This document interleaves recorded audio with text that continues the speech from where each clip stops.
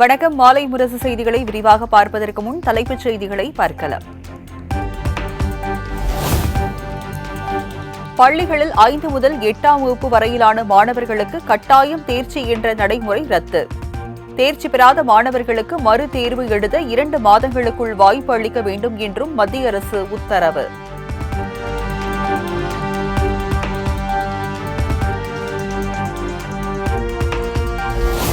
ரோஜ்கர் மேளா திட்டத்தின் கீழ் அரசு துறையில் 71,000 பேருக்கு புதிதாக பணி நியமன ஆணை. காணொலி காட்சி மூலம் பணி நியமன ஆணைகளை வழங்கினார் பிரதமர் மோடி.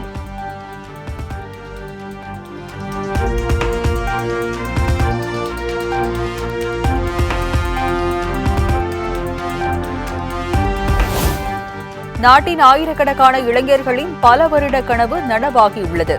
ரோஜ்கர் மேளா திட்டத்தில் பயனடைந்தவர்களுடன் காணொலியில் பிரதமர் மோடி பேச்சு.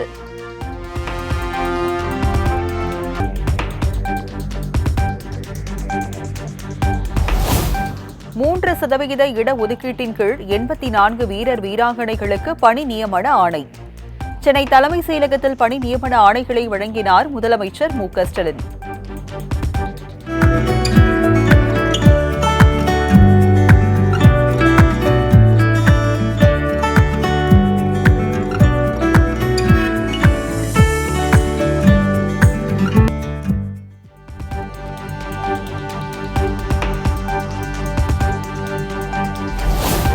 சென்னை கொளத்தூரில் கபாலீஸ்வரர் கலை அறிவியல் கல்லூரிக்கு அடிக்கல் நாட்டு விழா. முதலமைச்சர் மு.க.ஸ்டாலின் பங்கேற்று அடிக்கல் நாட்டினார்.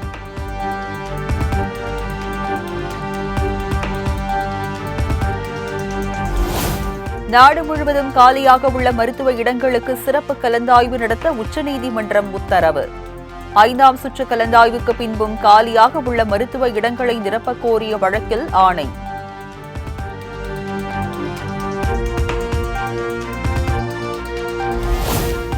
₹8,46,00,000 மதிப்பில் ஊரக வளர்ச்சி, ஊராட்சி அலுவலர்களின் பயன்பாட்டிற்காக வாங்கப்பட்ட 95 வாகனங்கள். சென்னை தலைமைச் செயலகத்தில் கொடியசைத்து தொடங்கி வைத்தார் முதலமைச்சர் மு.க.ஸ்டாலின்.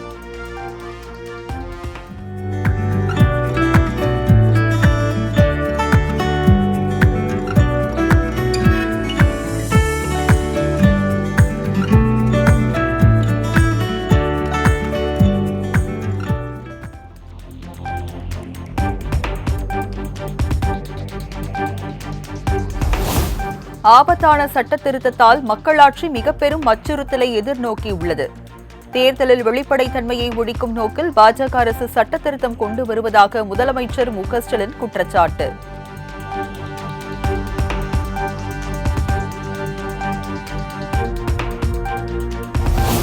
விதிமீறல் கட்டிடங்கள் தொடர்பாக பள்ளிகள், தேவாலயங்கள், மசூதிகள், கோயில்களுக்கு இரக்கம் காட்ட முடியாது. தனியார் பள்ளி சார்பில் தாக்கல் செய்யப்பட்ட வழக்கில் சென்னை உயர்நீதிமன்றம் அதிரடி உத்தரவு.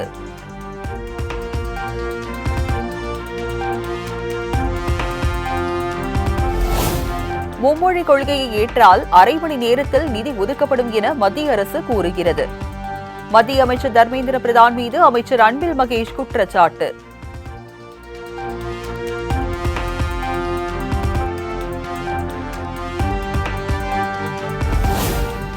வரட்டு கௌரவத்தை காக்க மீண்டும் மீண்டும் பொய் சொல்கிறார் பள்ளிக்கல்வித்துறை அமைச்சர் அன்பில் மகேஷ். கல்வி நிதி விவகாரத்தை சுட்டிக்காட்டி அண்ணாமலை காட்டம்.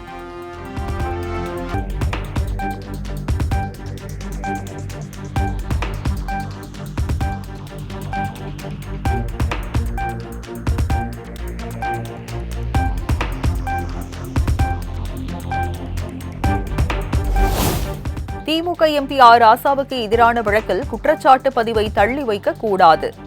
சென்னை சிபிஐ சிறப்பு நீதிமன்றத்தில் அமலாக்கத்துறை பதில் மனு தாக்கல்.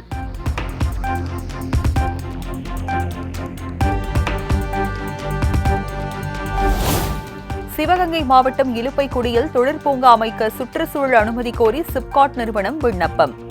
சுமார் 342 கோடி முதலீட்டில் அமையவுள்ள பூங்கா மூலம் 36,500 பேருக்கு வேலை வாய்ப்பு கிடைக்கும் என தகவல்.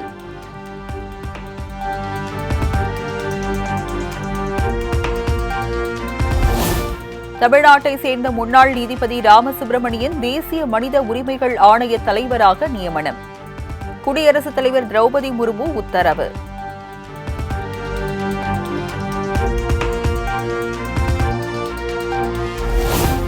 நெல்லையில் கொட்டப்பட்ட கேரள மாநிலத்தின் அபாயகரமான மருத்துவ கழிவுகளை அகற்றும் பணி நிறைவு. கடந்த 2 நாட்களாக கிட்டத்தட்ட 500 டன் கழிவுகள் 18 லாரிகள் மூலம் கேரளாவுக்கு அனுப்பி வைப்பு.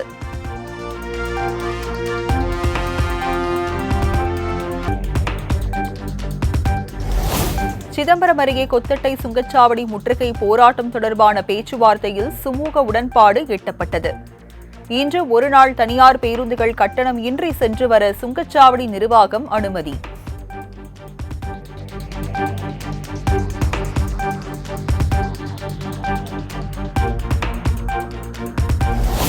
திருவள்ளூர் மாவட்டம் பட்டறை பெரும்பத்தூர் சுங்கச்சாவடியை முற்றுகையிட்டு தமிழ்நாடு விவசாயிகள் சங்கத்தினர் நடத்திய போராட்டத்தில் தள்ளுமுள்ளு.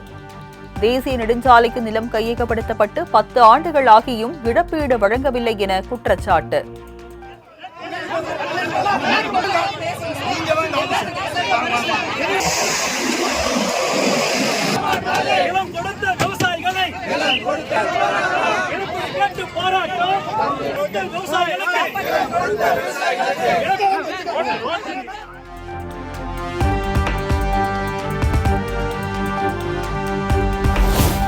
பாம்பன் ஊராட்சியை நகராட்சியோடு இணைக்கும் திட்டத்திற்கு கடும் எதிர்ப்பு.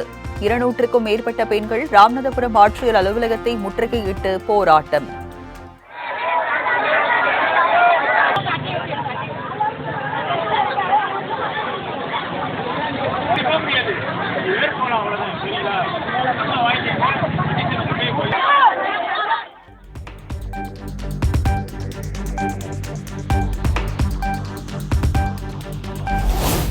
புதுச்சேரி பொதுப்பணித்துறை அலுவலகத்தை முற்றுகையிட்ட போராட்டக்காரர்களுக்கும் போலீசாருக்கும் இடையே தள்ளுமுள்ளு.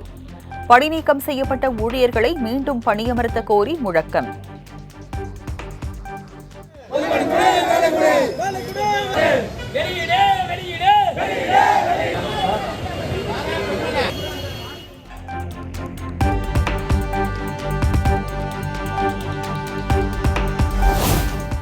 குறிப்பிட்ட சமுதாயத்தை சேர்ந்தவர்கள் தொடர்ந்து படுகொலை செய்யப்படுவதாக கூறி பரமக்குடியில் 500க்கும் மேற்பட்டோர் போராட்டம். கைது நடவடிக்கையின் போது போராட்டக்காரர்களுக்கும் போலீசாருக்கும் இடையே தள்ளுமுள்ளு.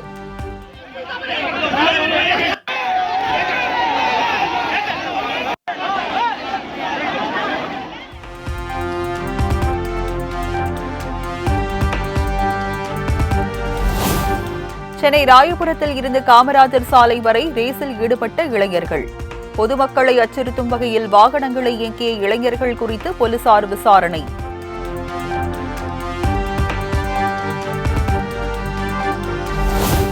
எதிர்க்கட்சியாக இருக்கிறோம் என்பதற்காக மனசாட்சியை விட்டுவிட்டு குற்றச்சாட்டு கூறுகிறார்கள். சேலம் உழவர் சந்தையில் அமைக்கப்பட்டுள்ள தானியங்கி மஞ்சப்பை விற்பனை இயந்திரத்தின் சேவையை தொடங்கி வைத்த பின் அமைச்சர் ஏவ வேலு பேட்டி.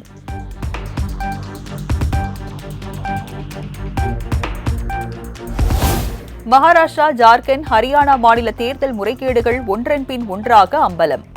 தேர்தல் ஆணையம் நேர்மையாக செயல்பட வேண்டும் என காங்கிரஸ் கமிட்டி தலைவர் செல்வ பெருந்தகை வலியுறுத்தல்.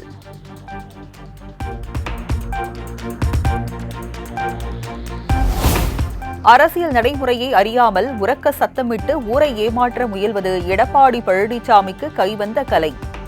அரைவேக்காட்டுத்தனமாக பிதற்றுவது இபிஎஸ்ஸின் அறியாமை அல்லவா என அமைச்சர் சாமிநாதன் காட்டம்.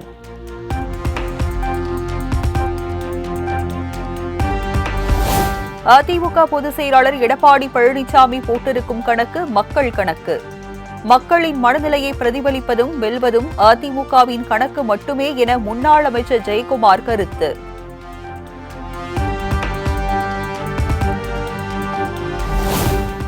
தேர்தலில் இவ்வளவு தொகுதிகள் வேண்டும் என நிபந்தனை ஏதும் வைக்க மாட்டோம். திமுக கூட்டணியில் 25 தொகுதிகள் கேட்போம் என வன்னியரசு கூறிய நிலையில் விசிக தலைவர் திருமாவளவன் பேட்டி.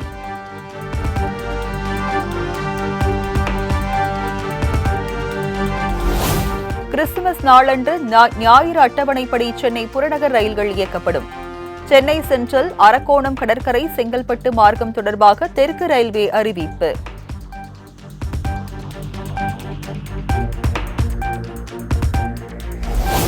சேலம் பழைய சூரமங்கலத்தில் அரசு உதவி பெறும் பள்ளியை மூடக்கூடாது என பெற்றோர்கள் போராட்டம்.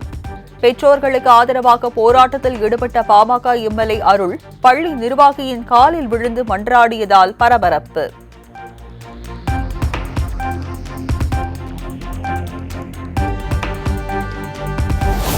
சென்னை மதுரவாயிலில் கல்லூரி துணை பேராசிரியர் மர்மமான முறையில் மரணம்.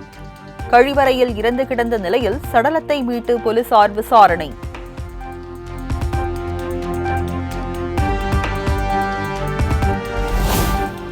கல்லூரி மாணவர்களை குறிவைத்து போதை மாத்திரை சப்ளை செய்து வந்த நபர் மும்பையில் கைது.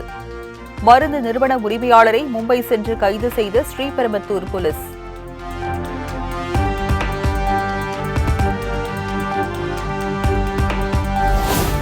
பழவேற்காடு அருகே கடல் சீற்றம் காரணமாக அடுத்தடுத்து 4 படகுகள் கடலில் கவிழ்ந்து விபத்து. அதிர்ஷ்டவசமாக உயிர் தப்பிய மீனவர்கள்.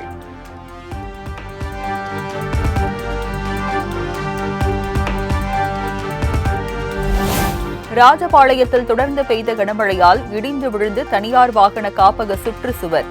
15க்கும் மேற்பட்ட வாகனங்கள் இடிபாடுகளில் சிக்கி முற்றிலும் சேதம்.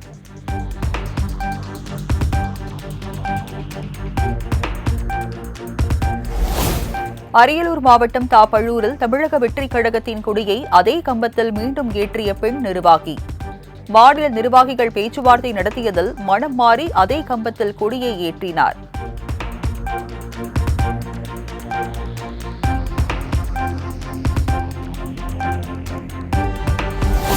பழனி அருகே தமிழக வெற்றிக் கழகத்தினர் பொதுக்கூட்டம் நடத்த காவல்துறை அனுமதி மறுக்கப்பட்ட விவகாரம்.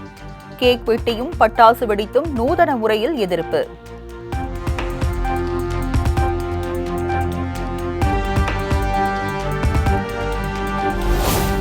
புஷ்பா 2 திரைப்படத்தின் போது ஏற்பட்ட கூட்ட நெரிசலில் 2 பலியான விவகாரம். அல்லு அர்ஜுன் மீது நடவடிக்கை எடுத்திருப்பது துரதிருஷ்டவசமானது என இசையமைப்பாளர் தேவா கருத்து.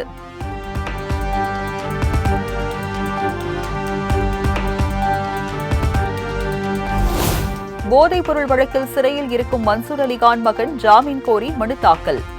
சென்னை போதைப்பொருள் தடுப்பு நீதிமன்றத்தில் நாளை விசாரணை.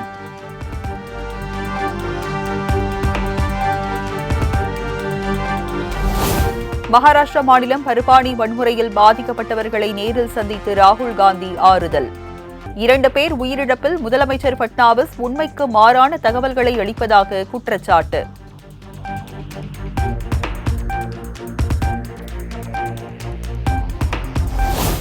டெல்லியில் பெண்களுக்கு மாதந்தோறும் 1000 ரூபாய் மற்றும் மூத்த குடிமக்களுக்கான நலத்திட்ட முன்பதிவு தொடக்கம்.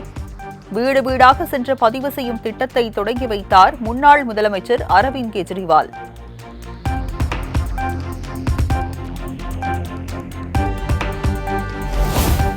பார்டர் கவாஸ்கர் டிராபி போட்டியின் எஞ்சிய 2 டெஸ்ட் போட்டிகளுக்காக மும்பை ஆல்ரவுண்டர் தனுஷ் கோட்டியான் சேர்ப்பு. இந்திய அணியில் இருந்து அஸ்வின் ஓய்வு பெற்றதை அடுத்து நடவடிக்கை.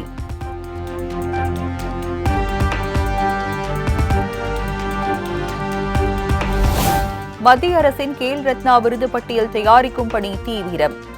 ஒலிம்பிக் துப்பாக்கிச்சூடு வீராங்கனை மனு பேக்கரின் பெயர் பட்டியலில் இடம்பெறவில்லை என தகவல்.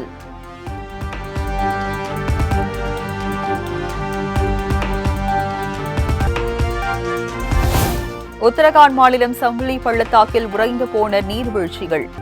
கடும் குளிர் காரணமாக மலைகளின் மீது வெண்பளிங்கு போர்த்தியது போன்ற காட்சிகளை ரசித்து வரும் மக்கள்.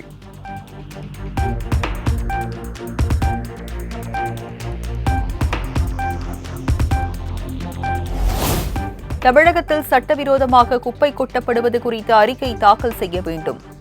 கேரள உயர்நீதிமன்றம் அம்மாநில அரசுக்கு உத்தரவு.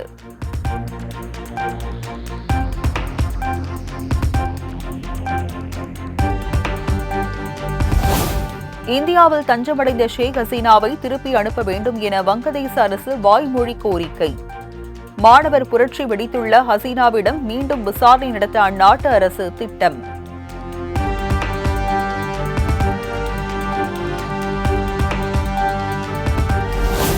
நைஜீரியாவில் கிறிஸ்துமஸ் பண்டிகையை முன்னிட்டு வழங்கப்பட்ட உணவுப் பொட்டலங்களை வாங்க முண்டியடித்த மக்கள். கூட்ட நெரிசலில் சிக்கி 67 பேர் உயிரிழந்த நிலையில் ஏராளமானோர் காயமடைந்து மருத்துவமனையில் அனுமதி.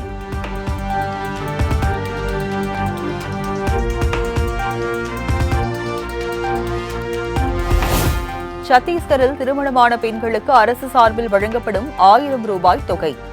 நடிகை சன்னி லியோன் பெயரை பயன்படுத்தி மாதந்தோறும் பெற்று மோசடியில் ஈடுபட்ட நபரை கைது செய்த போலீசார்.